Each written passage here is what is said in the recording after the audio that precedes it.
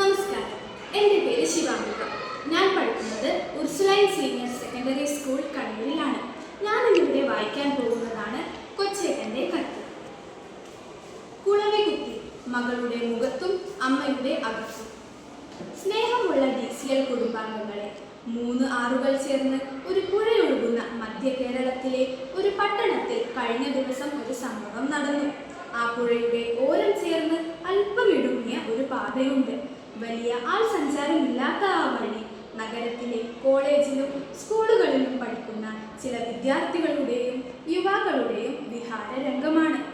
പ്രണയിക്കുന്നവരും പ്രണയം നടിച്ച് സഹപാഠിയെ ചൂഷണം ചെയ്യാൻ ആഗ്രഹിക്കുന്നവരും ഇണകളായി ഓടിയണയുന്ന സുരക്ഷിത കേന്ദ്രമായി ഈ വഴി മാറിയിട്ടുണ്ട്.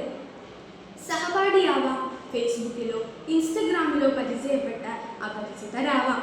കുണുങ്ങിക്കുഴഞ്ഞും കുശലം പറഞ്ഞും പലപ്പോഴും പലരുടെയും കൗശലങ്ങളുടെ ഇരകളായും പല ആൺകുട്ടികളും പെൺകുട്ടികളും മാറുന്ന ഒരിടം കൂടിയാണ് പുഴക്കരയിലുള്ള ഈ പ്രണയപാത. കഴിഞ്ഞ ദിവസം ഒരാൺകുട്ടിയും പെൺകുട്ടിയും കൂടി ഈ പുഴക്കര പാതയിലെ ഒരു മരച്ചോട്ടിലിരുന്ന് പ്രണയം കേളികളാടുകയായിരുന്നു. അപ്പോൾ ഒരു പറ്റം കൊടും വിഷമുള്ള കുളവികൾ പാഞ്ഞു വന്ന് പെൺകുട്ടിയെ കുത്തോടു കുത്ത്, നീയൻ ജീവനാണ്, പ്രാണനാണ് എന്നൊക്കെ പറഞ്ഞുകൊണ്ടിരുന്ന ആൺകുട്ടി പെൺകുട്ടിയെ കുളവികൾക്കു കുത്താൻ കൊടുത്തിട്ട് സ്വന്തം പ്രാണനും കൊണ്ടോടി രക്ഷപ്പെട്ടു. മാതാപിതാക്കളോ അധ്യാപകരോ അറിയാതെ കുട്ടികളിൽ പടരുന്ന ഇത്തരം പകർച്ചവ്യാധികൾക്കുള്ള പ്രതിരോധ കുത്തിവെപ്പാണ് കുളവികൾ നടത്തിയത് എന്നാണ് രംഗം ദൂരെ നിന്നു കണ്ടവർക്കു തോന്നിയത്. പ്രിയ കൂട്ടുകാരെ, കുളവിക്കുത്തു കൊണ്ടവരല്ല അത് കണ്ടവർ ഇത് പറഞ്ഞപ്പോൾ ഇത് കൊച്ചേട്ടൻ്റെ കത്തിലൂടെ എല്ലാ DCL കൂട്ടുകാരെയും അറിയിക്കണം എന്നെനിക്ക് തോന്നി. എന്തായിരിക്കണം ഈ കത്തിൻ്റെ തലക്കെട്ട് എന്ന് ചിന്തിച്ചു. 2 ശീർഷകങ്ങൾ മനസ്സിൽ വന്നു. കൗമാരത്തിൻ്റെ കൂത്തും കുളവിയുടെ കുത്തും എന്നതാണ് ആദ്യം വന്നത്.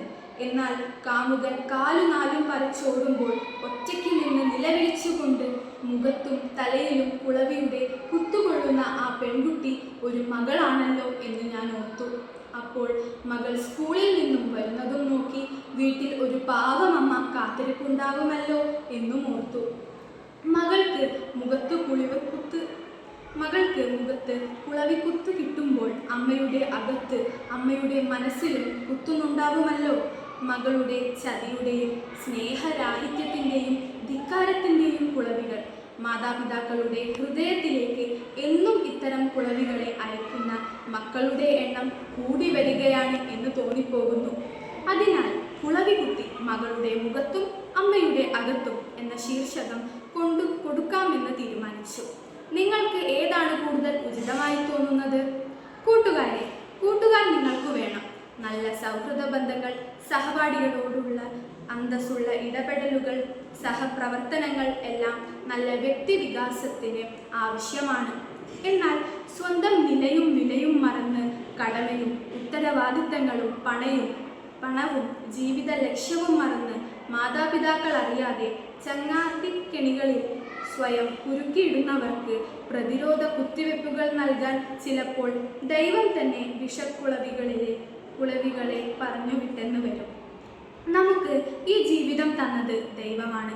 മാതാപിതാക്കളിലും അധ്യാപകരിലും കൂടിയാണ് ഈ ദൈവം നമുക്ക് പ്രത്യക്ഷപ്പെടുന്നത്. അതിനാൽ മാതാപിതാക്കളുടെ വിയർപ്പിൻ്റെ വിലയുണ്ട്. വളരുന്ന മക്കളാരും അവരറിയാതെ സ്വകാര്യ ബന്ധങ്ങളും സൗഹൃദങ്ങളും സൂക്ഷിക്കുന്നത് എങ്ങനെ ശരിയാകും?